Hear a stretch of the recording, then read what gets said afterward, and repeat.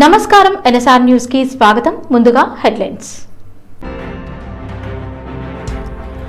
రవీంద్ర భారతిలో వైభవంగా ఉగాది వేడుకలు, ముఖ్య అతిథిగా పాల్గొన్న సీఎం రేవంత్ రెడ్డి. తెలంగాణ రాజకీయాల్లో మాటల యుద్ధం, సీఎం రేవంత్ రెడ్డిపై ప్రతిపక్ష ఘాటు విమర్శలు.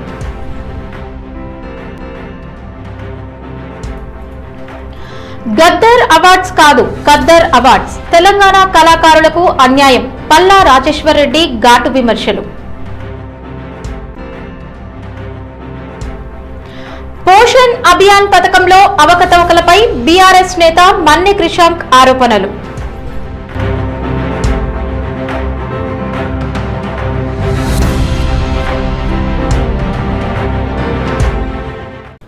హైదరాబాద్ లోని రవీంద్ర భారతిలో శ్రీ పరాభవ నామ సంవత్సర ఉగాది వేడుకలు ఘనంగా నిర్వహించారు. ఈ కార్యక్రమానికి ముఖ్యమంత్రి రేవంత్ రెడ్డి ముఖ్య అతిథిగా హాజరయ్యారు. వేడుకల్లో ఉప ముఖ్యమంత్రి బట్టి విక్రమార్క, టీపీసీసీ అధ్యక్షుడు మరియు ఎమ్మెల్సీ మహేష్ కుమార్ గౌడ్, మంత్రులు కొండా సురేఖ, పొంగులేటి శ్రీనివాస్ రెడ్డి, జూపల్లి కృష్ణారావు తదితరులు పాల్గొన్నారు. అలాగే ఎంపీలు, ఎమ్మెల్యేలు, కార్పొరేషన్ చైర్మన్లు, అధికారులు కూడా కార్యక్రమానికి హాజరయ్యారు. ఈ సందర్భంగా ఉగాది పండుగకు సంబంధించిన పంచాంగాన్ని ముఖ్యమంత్రి రేవంత్ రెడ్డి ఆవిష్కరించారు. కొత్త సంవత్సరంలో రాష్ట్ర ప్రజలు సుఖశాంతులతో ఉండాలని, అభివృద్ధి మరింత వేగంగా కొనసాగాలని ఆశాభావం వ్యక్తం చేశారు. సాంప్రదాయ కార్యక్రమాలు, సాంస్కృతిక ప్రదర్శనలతో ఉగాది వేడుకలు ఉత్సాహభరితంగా సాగాయి. కార్యక్రమానికి పెద్ద సంఖ్యలో ప్రజలు, కళాకారులు హాజరై కొత్త సంవత్సరానికి స్వాగతించారు. తెలంగాణ రాజకీయాల్లో తీవ్ర విమర్శల జోరు కొనసాగుతోంది. ముఖ్యమంత్రి రేవంత్ రెడ్డిపై ప్రతిపక్ష నేత కేటీఆర్ ఘాటు వ్యాఖ్యలు చేశారు. ముఖ్యమంత్రి బాధ్యతాయుతంగా వ్యవహరించాల్సిన సమయంలో ఆయన మాట్లాడే తీరు వీధి రౌడీలా ఉందని ఆరోపించారు. ప్రతిపక్ష నాయకుల ప్రకారం పార్టీలోని సీనియర్ నేతలైన ఉత్తమ్ కుమార్ రెడ్డి, దామోదర్ రాజనరసింహ, బట్టి విక్రమార్క, శ్రీధర్ బాబు వంటి నేతలను పక్కన పెట్టి రాజకీయ ప్రయోజనాల కోసం ఒత్తిడి రాజకీయాలు చేస్తున్నారని విమర్శించారు. అలాగే ఢిల్లీ రాజకీయాల్లో ప్రభావం చూపేందుకు భారీ మొత్తాలు ఖర్చు చేసి ముఖ్యమంత్రి పదవి సంపాదించుకున్నారని కూడా ఆరోపణలు చేశారు. ఈ వ్యాఖ్యలతో రాష్ట్ర రాజకీయాల్లో మరోసారి మాటల యుద్ధం తీవ్ర రూపం దాల్చింది. అధికార పార్టీ నేతలు మాత్రం ఈ ఆరోపణలను తీవ్రంగా ఖండిస్తూ అవి పూర్తిగా రాజకీయ ప్రేరేపిత వ్యాఖ్యలేనని పేర్కొన్నారు. అభివృద్ధి కార్యక్రమాలను చూసి భయపడి ప్రతిపక్షం ఇలాంటి విమర్శలు చేస్తోందని వారు స్పందించారు. ఈ నేపథ్యంలో రాష్ట్ర రాజకీయాల్లో విమర్శలు, ప్రతి విమర్శలు మరింత వేడెక్కే అవకాశం ఉందని రాజకీయ విశ్లేషకులు భావిస్తున్నారు. అసలు ఒక వీధి రౌడీ మాదిరిగా, ముఖ్యమంత్రిలా కాదు, ఒక వీధి రౌడీ మాదిరిగా నడుపుతున్నది సర్కారు కాదు, ఒక రౌడీ దర్బార్ అన్న స్థాయిలో చెలరేగిపోతూ తొక్కుకుంటూ వచ్చినా, తొక్కుకుంటూ పోతా, మళ్ళీ తొక్కుతా. ఎవరిని దొక్కినవు నువ్వు? ఉత్తమ్ కుమార్ రెడ్డిని దొక్కినవు. ఎవరిని దొక్కినవు? దామోదర్ రాజనరసింహన్ దొక్కినవు. ఎవరిని దొక్కినవు? బట్టి విక్రమార్కన్ దొక్కినవు. ఎవరిని దొక్కినవు? శ్రీధర్ బాబుని దొక్కినవు. పాత కాంగ్రెస్ వాళ్ళందరినీ తొక్కి పేమెంట్ కోటాలో 1000 కోట్లు ఢిల్లీకి బాడేసి నీ తొక్కలో సీటు తెచ్చుకున్నావు. ఆ సీటు కోసం ఏదో మిగతా వాళ్ళందరూ పోటీలు పడుతున్నట్టు ఇవాళ ఇష్టారీతున ముఖ్యమంత్రి గారు ఒక వీధి రౌడీ కంటే హీనంగా అసెంబ్లీని వేదికగా చేసుకొని మాట్లాడిన పద్ధతికి సిగ్గుతో సభ్య సమాజం తలదించుకుంటుంది. ఆయన ఒక వీధి రౌడీలాగా మాట్లాడిన మాటలకు తప్పకుండా బేషరతుగా క్షమాపణ చెప్పాలి. లేకపోతే ఆ స్పీకర్ గారికి ఏమన్నా కనీసం ఒక 1% అన్న ఇంగితం ఉంటే వారన్నా రికార్డులోంచి తొలగించాలి. తెలంగాణలో సినీ అవార్డులపై మరో వివాదం చెలరేగింది. గద్దర్ అవార్డుల ఎంపిక ప్రక్రియపై బీఆర్ఎస్ ఎమ్మెల్యే పల్లా రాజేశ్వర్ రెడ్డి తీవ్ర వ్యాఖ్యలు చేశారు. ఆయన మాట్లాడుతూ ఇవి గద్దర్ అవార్డులు కాకుండా ఖద్దర్ అవార్డులా మారిపోయాయని విమర్శించారు. ముఖ్యంగా రాజు వెడ్స్ రాంబాయి సినిమా విజయానికి కారణమైన పాటకు తగిన గుర్తింపు ఇవ్వలేదని అన్నారు. రాజ్యమేది లేదు గాని రాణిలాగా చూసుకుంటా, కోట కట్టలేను గాని కళ్లల్లో నిన్నే దాచుకుంటా అనే పాట వల్లే సినిమా పెద్ద విజయాన్ని సాధించిందని పేర్కొన్నారు. అయితే ఆ సినిమాకు గద్దర్ అవార్డులు ప్రకటించినప్పుడు సినిమాలో పనిచేసిన 5గురు ఆంధ్రప్రదేశ్ కి చెందిన వారికే అవార్డులు ఇచ్చారని ఆయన ఆరోపించారు. ఈ పాట రచయితగా ఉన్న తెలంగాణ ఉద్యమకారుడు, దళితవాది మిట్టపల్లి సురేందర్ కి అలాగే హీరోకు అవార్డు ఇవ్వకపోవడం అన్యాయమని అన్నారు. తెలంగాణకు చెందిన కళాకారులకు సరైన గుర్తింపు ఇవ్వాలనే ఉద్దేశంతో ఏర్పాటు చేసిన అవార్డుల్లో ఇలాంటి పరిస్థితి రావడం బాధాకరమని ఆయన వ్యాఖ్యానించారు. ఈ విషయంపై ప్రభుత్వం స్పందించి స్పష్టత ఇవ్వాలని కూడా పల్లా రాజేశ్వర్ రెడ్డి డిమాండ్ చేశారు. మొత్తం కూడా ఒక 100 మిలియన్స్ వ్యూస్ ఉన్నాయి. ఆ పాట కూడా ఏముందంటే, రాజ్యమేదు లేదు గాని రాణిలాగా చూసుకుంటా, కోట కట్టలేను గాని కళ్ళల్లో నిన్నే దాచుకుంటా అని చెప్పేసి మన ఉద్యమకారుడు, తెలంగాణ ఉద్యమకారుడు, మాజీ ఇంతకుముందు వామపక్షవాది, దళితవాది బ్రహ్మాండమైన రాస్తే ఇదే 4 లైన్లతో నా సినిమా హిట్ అయింది అధ్యక్ష. సినిమా హిట్ అయితే సినిమాలో ఉండే 5గురికి ఇస్తారు, ఆంధ్ర వాళ్ళకి ఇస్తారు. తెలంగాణ బిడ్డలైన హీరో గాని ఆ మిట్టపల్లి సురేందర్ అని చెప్పేసి వారికి కూడా తెలుసు, ముఖ్యమంత్రి గారికి కూడా తెలుసు. ఏం జరిగిందంటే అధ్యక్ష, ఆయన జనగామ వచ్చేటప్పుడు మా వరంగల్ బిడ్డ, వెలిశాల బిడ్డ, ఆయనకు వస్తున్నప్పుడు జనగామ ఏమైనా ఎలక్షన్ టైం వస్తే రారా అంటే రా అన్నా అని చెప్పేసి అంటే వచ్చిండు. ఆడ మాట్లాడిపోయినందుకు గద్దరు ఏదైతే కమిటీ ఉందో ఆ కమిటీలో జరిగిన నిర్ణయం వెనక్కి తీసుకుని ఆయనకు ఈయన మొత్తం మీద పలరాజేశ్వరితో ఉంటాడని చెప్పేసి ఆయనకు ఇవ్వలేదు అధ్యక్ష. ఎంత అంటే ఏంటంటే ఆ గద్దరు యొక్క అవార్డ్స్ అనేది ఖద్దర్ అవార్డ్స్ లాగా మారిపోయినాయి. అది గద్దర్ అవార్డ్స్ కాదు, ఖద్దర్ అవార్డ్స్ లాగా మారిపోయినాయి. తెలంగాణ రాజకీయాల్లో మరోసారి ఆరోపణలు ప్రతి ఆరోపణలు వేడెక్కాయి. కేంద్ర ప్రభుత్వ పోషణ్ అభియాన్ పథకం కింద అంగన్వాడీ సిబ్బందికి స్మార్ట్ ఫోన్లు అందించే ప్రక్రియలో భారీ అవకతవకలు జరిగాయని బీఆర్ఎస్ నేత మన్నె క్రిషాంక్ ఆరోపించారు. ఆయన మాట్లాడుతూ ఈ స్మార్ట్ ఫోన్ల కొనుగోలు ప్రక్రియలో సుమారు 50 కోట్ల వరకు స్కామ్ జరిగినట్లు అనుమానం వ్యక్తం చేశారు. ఈ వ్యవహారంపై రాష్ట్ర ప్రభుత్వం వెంటనే సవరణ ఇవ్వాలని డిమాండ్ చేశారు. ముఖ్యమంత్రి రేవంత్ రెడ్డి నాయకత్వంలోని ప్రభుత్వం పారదర్శకతతో వ్యవహరించాలన్నారు. కేంద్ర ప్రభుత్వం అమలు చేస్తున్న పోషణ్ అభియాన్ పథకం ద్వారా అంగన్వాడీ కార్యకర్తలకు స్మార్ట్ ఫోన్లు అందించి సేవలను డిజిటల్ విధానంలో మెరుగుపరచాలని లక్ష్యంగా పెట్టుకున్నారని ఆయన తెలిపారు. అయితే ఈ కొనుగోలు ప్రక్రియలో అక్రమాలు జరిగాయని అనుమానాలు వ్యక్తమవుతున్నాయని పేర్కొన్నారు. ఈ ఆరోపణలపై అధికార పార్టీ నుంచి ఇంకా అధికారిక స్పందన రావాల్సి ఉంది. విషయం రాజకీయంగా మరింత చర్చకు దారితీసే అవకాశం ఉందని రాజకీయ వర్గాలు భావిస్తున్నాయి. విమెన్ అండ్ చైల్డ్ డెవలప్మెంట్ని మరి కోరిర్రో మొబైల్ ఫోన్లలో కూడా స్కామ్ చేయండి, ఇవి బాగా ఉపయోగిస్తున్నారు అని రాష్ట్రంలో మొబైల్ ఫోన్ స్కామ్ కూడా చేశారు. కేంద్ర ప్రభుత్వ యొక్క పోషణ్ అభియాన్ స్కీమ్లో అంగన్వాడీ అక్కలకందరికి కూడా స్మార్ట్ ఫోన్స్ ఇవ్వాలని కేంద్ర ప్రభుత్వం ఎన్నో సంవత్సరాల ముందు నిర్ణయం తీసుకున్నది. దానికోసం ధర పెంచుతూ వచ్చిరు కూడా. చివరికి స్మృతి ఇరానీ గారు 2024లో కేంద్ర మంత్రిగా ఉన్నప్పుడు 9,000 నుంచి 11,800కు దాని బడ్జెట్ని ఒక్కొక్క మొబైల్ ఫోను అంగన్వాడీ వర్కర్స్ కోసము వాళ్ళు ఇంటింటికి పోయి ఆయా బస్తీల్లో తీసుకునే డేటా, మాతా శిశువులకు చెందిన డేటా పోషణ్ అభియాన్ విషయం మీద దానికోసం ఈ టెక్నాలజీని పెంచడానికి ఈ పోషణ్ అభియాన్లో స్మార్ట్ ఫోన్ స్కీమ్ తీసుకున్నారు.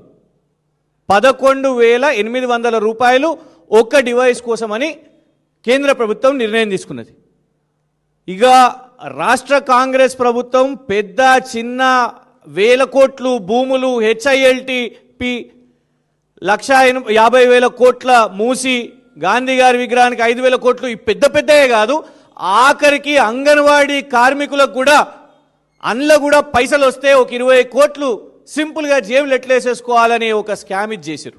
ఎంత దారుణం అంటే ఇవాళ రాష్ట్ర వ్యాప్తంగా అంగన్వాడీలో పనిచేసే అక్కలందరూ కూడా రోడ్ల మీదకి వచ్చి మాకు జీతాలు ఇవ్వాలి, మాకు జీతాలు ఇస్తలేరు అని ప్రభుత్వాన్ని అడుగుతుంటే కేంద్ర ప్రభుత్వం వాళ్ళకి ఇస్తున్న స్మార్ట్ ఫోన్లో కూడా పైసలు మింగింది స్కామ్ గ్రేస్ ప్రభుత్వం. జగిత్యాల జిల్లాలో యూట్యూబర్ వైష్ణవి హత్య కేసు రాష్ట్ర వ్యాప్తంగా సంచలనంగా మారింది. ఈ కేసులో పోలీసులు దర్యాప్తును ముమ్మరం చేసి కీలక విషయాలను బయటపెట్టారు. ప్రాథమిక విచారణలో కట్నం వేధింపుల కారణంగానే హత్య జరిగినట్లు పోలీసులు తేల్చినట్లు చెప్పారు.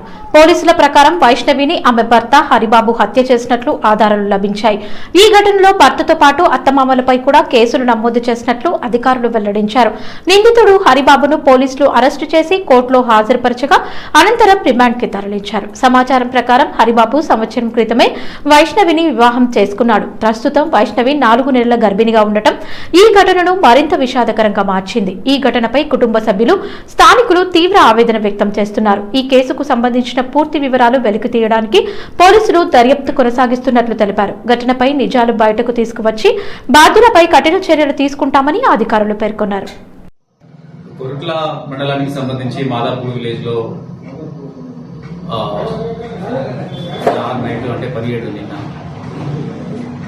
ఒక మర్డర్ జరిగింది. ఆ మర్డర్ హస్బెండ్ వైఫ్ ను చంపడం జరిగింది. హరిబాబు అని అక్యూజ్ పర్సన్,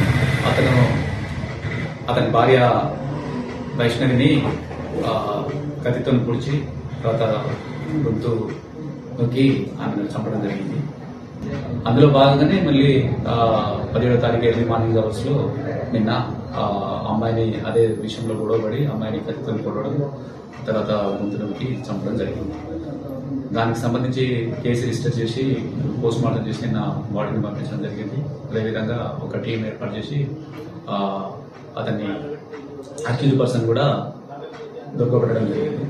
అతను దాచుకున్న ఏదైతే ఆ ఆఫీస్లో ఉపయోగించాడో ఆ కత్తి, తర్వాత ఆ ఆఫీస్ చేసేటప్పుడు వేసుకున్న బట్టలు అతను వేరే దగ్గర దాచిపెడితే అవి సీజ్ చేయడం జరిగింది. కనిపిస్తారు, ఆయన కూడా ఒప్పుకున్నాడు ఈ రకంగా జరిగింది, ఈ రకంగా చంపడం జరిగింది అని చెప్పడం జరిగింది. ఈరోజు అరెస్ట్ చేసి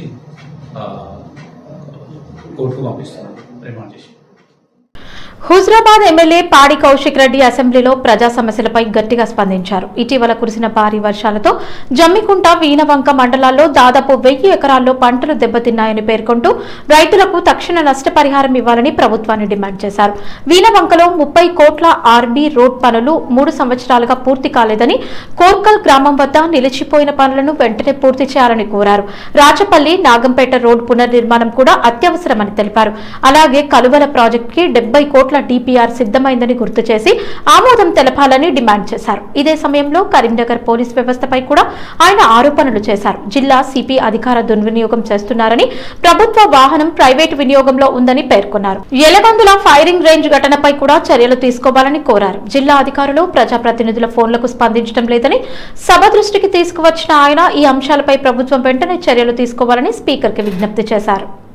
దాంతోపాటు వీణవంక మండలంలో R N B road Veenavanka mandal head క్వార్టర్లో అవుతూ ఉంటుంది.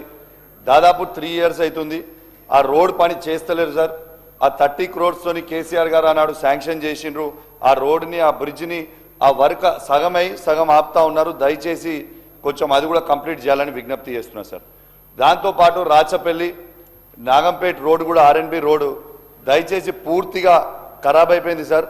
దయచేసి దాన్ని కూడా చేయాలని విజ్ఞప్తి చేస్తా ఉన్నాను. ఇలా ఒక్కసారి మీరు ఆలోచన చేయాలి.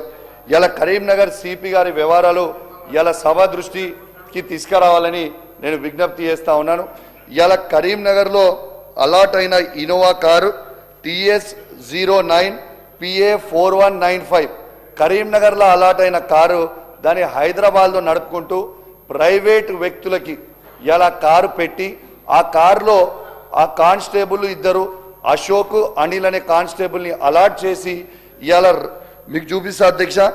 ఇవాళ రోజు రాయల్ గుల్మార్గ్ అపార్ట్మెంట్స్ అమీర్పేట దగ్గరికి పోయి ఇవాళ కరీంనగర్లో ఉన్న పనిచేస్తున్నట్టు, కరీంనగర్ 1 టౌన్ పోలీస్ స్టేషన్లో పనిచేస్తున్నట్టు ఈ కానిస్టేబుల్ అశోక్ గారిని చూపించుకుంటూ తను హైదరాబాద్లో ఉంటా ఉన్నారు.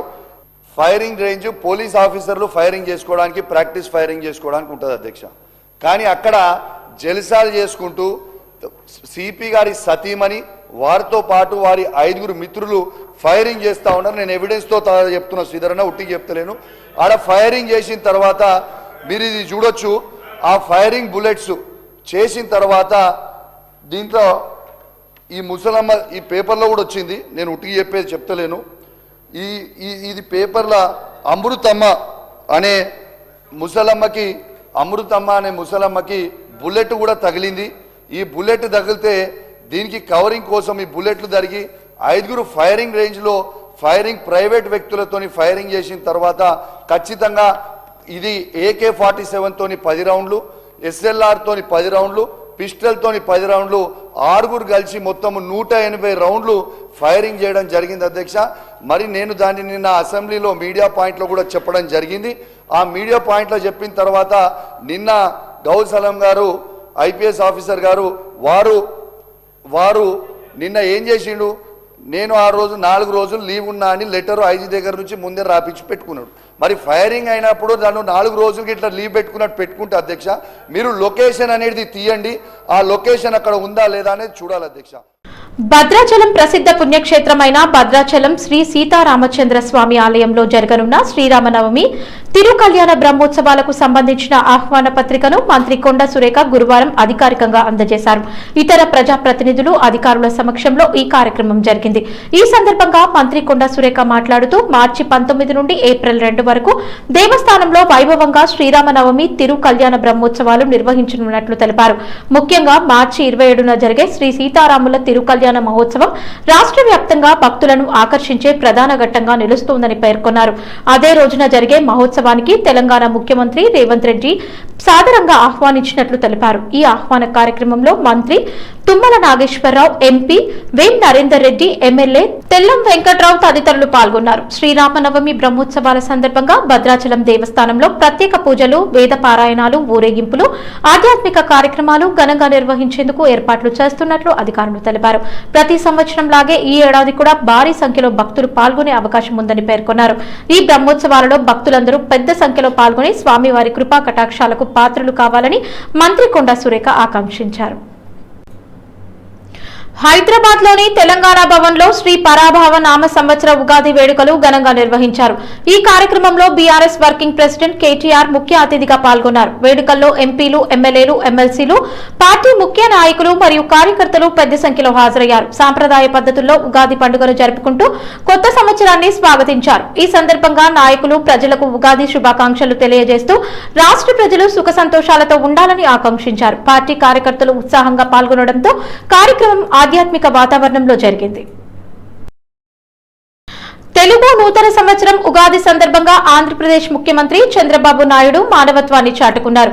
పేదల సంక్షేమానికి ప్రాధాన్యతనిస్తూ సీఎంఆర్ఎఫ్ ఫండ్ ద్వారా వేలాది మందికి ఆర్థిక సాయం అందించే నిర్ణయంపై ఆయన తొలి సంతకం చేశారు. ఈ సందర్భంగా మొత్తం 6,787 మంది పేదలకు 55.63 కోట్ల ఆర్థిక సహాయాన్ని మంజూరు చేసే దస్త్రంపై ముఖ్యమంత్రి సంతకం చేశారు. వైద్య చికిత్సలు మరియు అత్యవసర అవసరాల కోసం ఈ సహాయం అందించబడుతుందని అధికారులు తెలిపారు. గత 21 నెలల కాలంలో సీఎంఆర్ఎఫ్ ద్వారా సుమారు 1.36 లక్షల మందికి 1,241 కోట్ల మేర వైద్య మరియు ఆర్థిక సహాయం అందించడం విశేషమని ప్రభుత్వం వెల్లడించింది. ఈ చర్య పేదల జీవితాల్లో ఆశను నింపుతోందని పలువురు అభిప్రాయపడ్డారు. ఈ సందర్భంగా తిరుమల తిరుపతి దేవస్థానం మరియు విజయవాడ కనకదుర్గ ఆలయ అర్చకులు ముఖ్యమంత్రి చంద్రబాబు నాయుడిని ఆశీర్వదించారు. ఉగాది పర్వదినాన తీసుకున్న ఈ నిర్ణయం పేదలకు పెద్ద ఊరట కలిగించనుందని వారు పేర్కొన్నారు.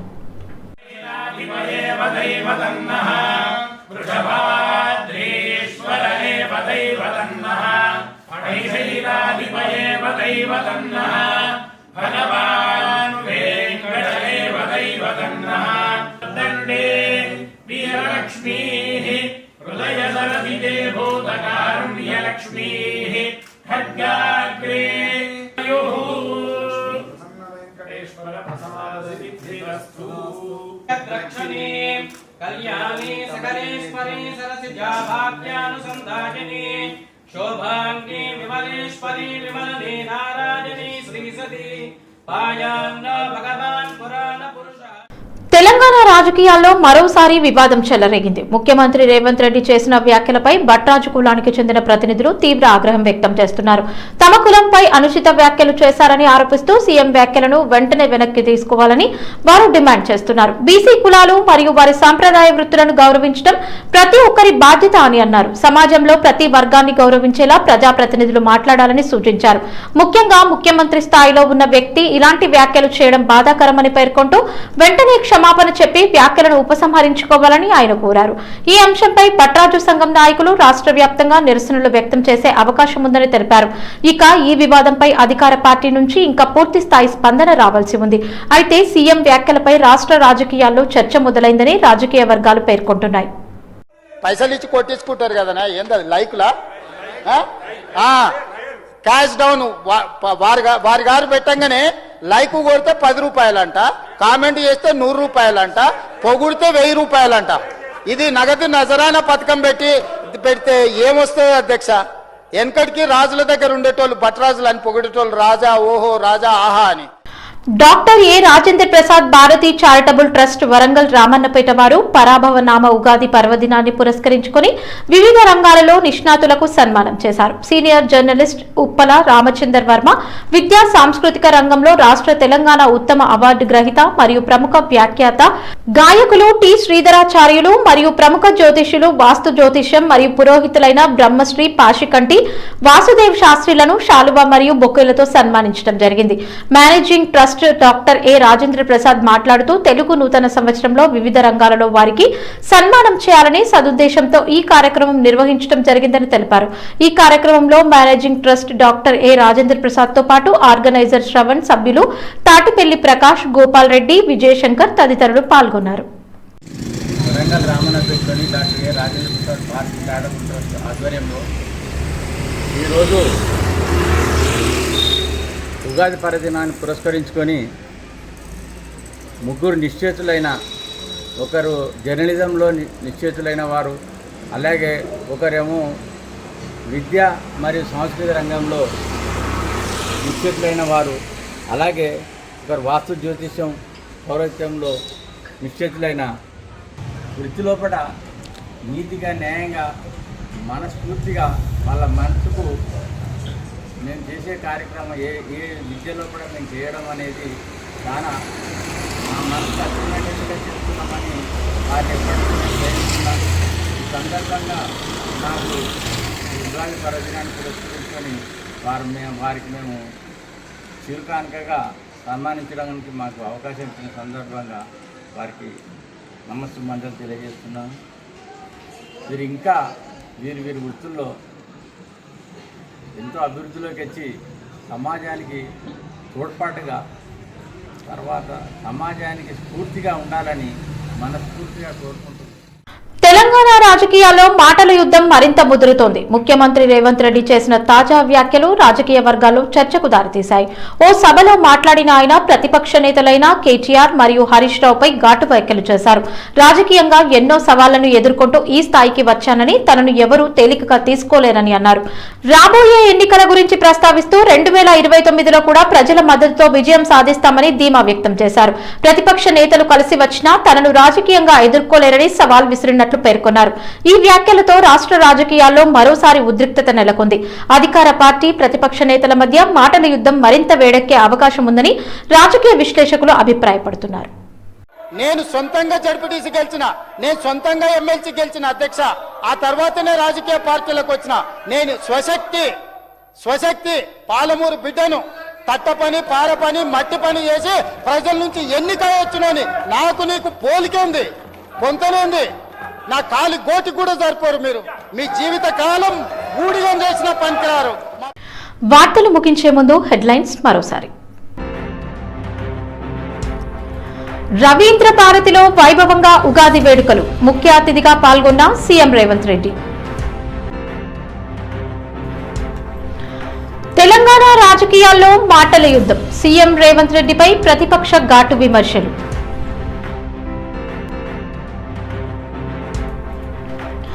గద్దర్ అవార్డ్స్ కాదు, ఖద్దర్ అవార్డ్స్, తెలంగాణ కళాకారులకు అన్యాయం, పల్లా రాజేశ్వర్ రెడ్డి ఘాటు విమర్శలు.